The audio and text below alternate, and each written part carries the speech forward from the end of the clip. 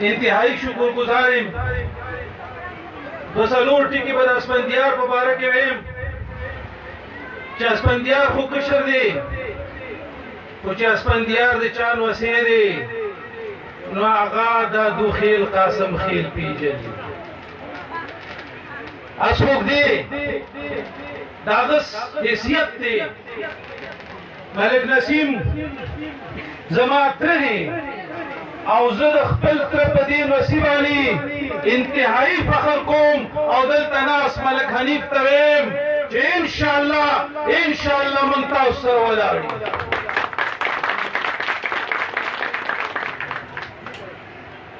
عزیزانو، زما د دادو خیل قاسم خیل دلته ناست سپین روبي مشران کشران د ترکزي خاوري دلته ناست دا ځوانان،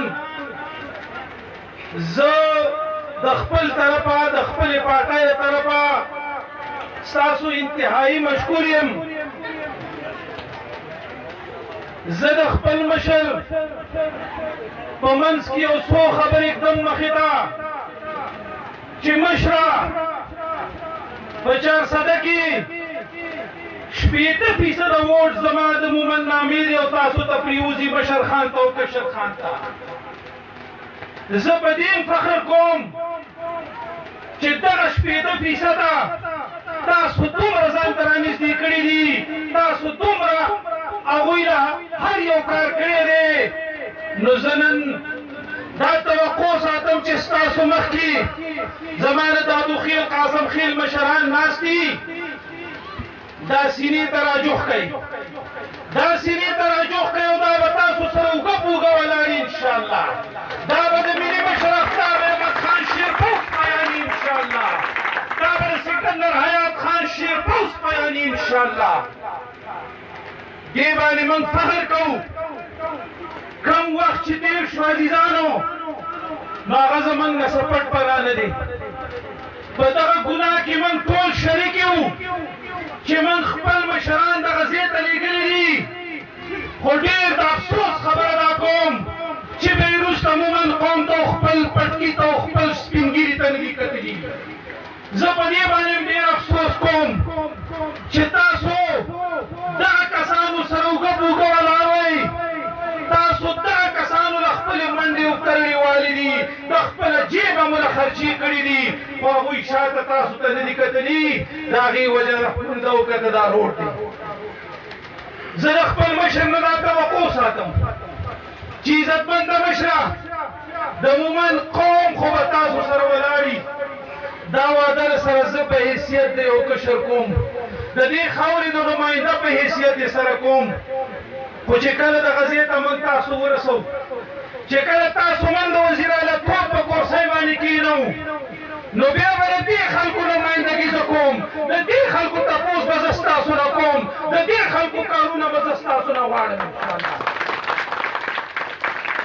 او دا زما په خپل مشر یقین دی چې څومره مینه هغوی ما نه راکړې. عزیزانو، تاسو ته پته وه چې ما 20 کاله د یو پارټۍ د لاندې تېر کړل. ما 20 کاله په ګراونډ باندې سیاست وکړه، تاسو ته پته ده.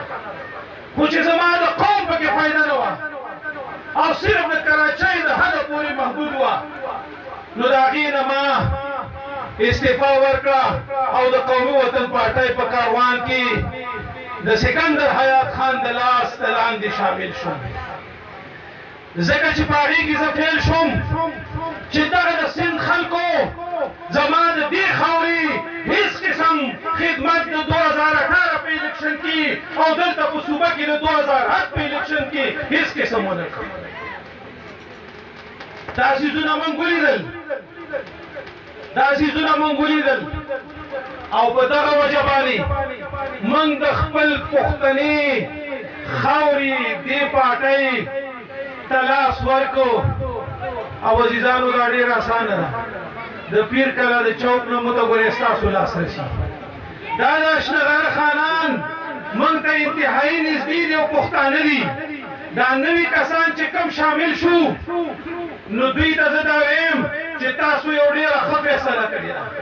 تاسو یو ډیره زبردسته فیصله کړې ده ځکه چې زما یو کال شو چې قومي وطن پارټۍ ته راغلم خو په یو کال کې چې ما د مشر او د کشر خان چې کومه مینه ولیده زما قوم سره چې ما کومه ولیده زما کشر او مشر سره چې ما ولیده نو دا بالکل ښکاره ده او دا تاسو له یقین درکوم چې انشاءالله قومي وطن پارټي به تاسو سره ولاړئ قومي وطن پارټي به ستاسو په هر دکھ درد کې شاملئ قومي وطن پارټي به ستاسو سره په هر هغه ځای کې ولاړئ چې کوم ځای کې ستاسو ضرورت دي خو صرف دومره ویم په حیثیت د دې خاورې د بچي تاسو نه دا درخواست کوم چې د مشر خان او د کشر خان لاسونه مضبوط کړئ د قومي وطن پارټۍ ته خپله مینه وښیئ نو بیا به د قومي وطن پارټۍ او د مشر خان او د کشر خان نه موږ په اوچتو سترګو باندې د خپل حق تپوس کوو ډېره مننه